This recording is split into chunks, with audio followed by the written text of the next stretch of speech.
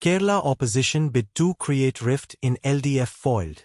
State CPI-M units initiate talks on PM SHRI scheme. Author, P. Shri Kumaran. THIRUVANANTHAPURam. A determined attempt by the opposition in Kerala to create a rift in the Left Democratic Front, LDF, on the PM SHRI scheme has failed.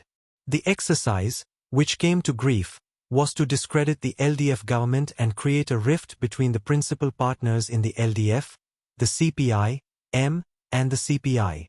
The endeavour met with the same fate which befell many an earlier effort to destabilize the LDF government.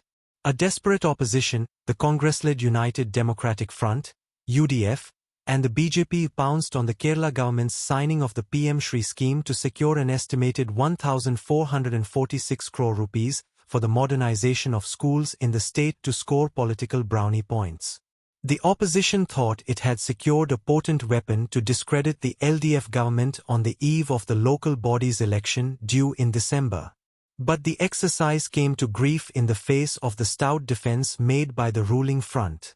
The opposition was trying to capitalize on the CPI's reservations over the decision to sign the PM SHRI. The CPI rightly felt that the scheme was intrinsically linked to the anti-federal and reactionary national education policy.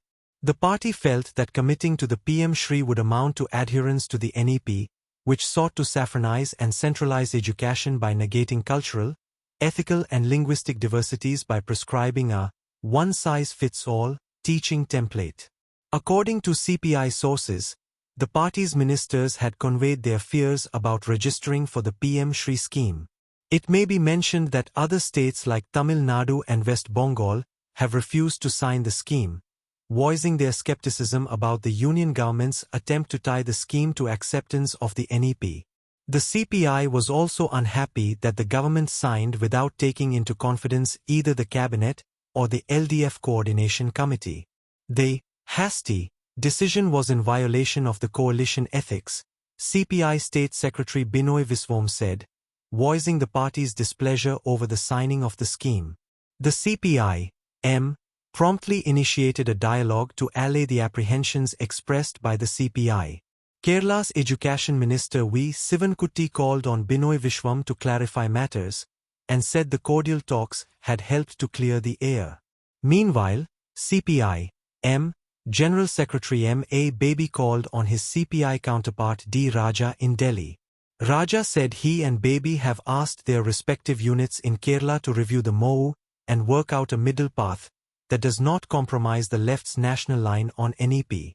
Defending the decision, Sivankutty described it as a tactical move designed to overcome denial of school education funds to the state by the union government. Addressing press persons, the minister said that Kerala would continue its fight against the union government's policies of implementing the Sangh Parivar agenda through education. However, he said the government cannot afford to give up funds for Samagra Shiksha and other projects, especially when the state was facing severe financial constraints. He also pointed out that even when the state had received central funds in 2023, it had implemented schemes only in keeping with the state's interests and education principles. There would be no change in that position, the minister asserted. Moreover, the Higher Education Department had signed up for the PM SHRI scheme on the condition that the NEP would be implemented. Yet the state government had implemented only its own vision on the recommendations of a Higher Education Committee. Not even 30% of the central policy has been implemented, he claimed.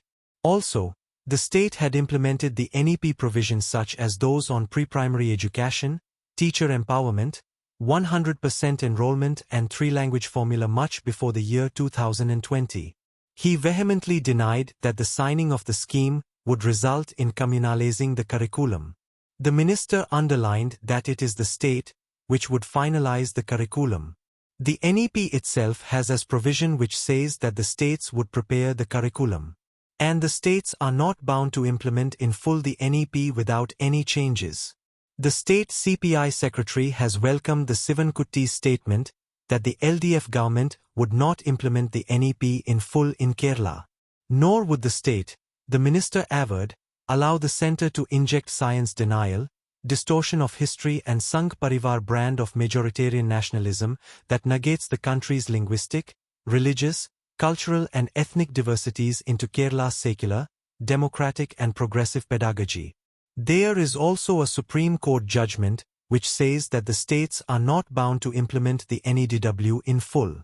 In a decision in May this year, the SC had stated that the states cannot be forced to implement the NEP. That verdict came while hearing a petition which sought a directive to Tamil Nadu, West Bengal and Kerala to implement the NEP. In its judgment in June, the Madras High Court had also made it clear that the release of central funds for education cannot be made conditional on implementation of the NEP. The LDF has accused the Congress of indulging in hypocrisy of the worst kind by opposing the PM SHRI. The LDF said the Congress government in Rajasthan, headed by Ashok Gehlot, had implemented the NEP without any protest. So have Himachal Pradesh and Telangana, which are ruled by the Congress. This being the reality, the Congress had no moral authority to ask the Kerala government the NEP. At the end of the day, it can safely be said that the efforts of the opposition to extract political mileage out of the issue are bound to fail.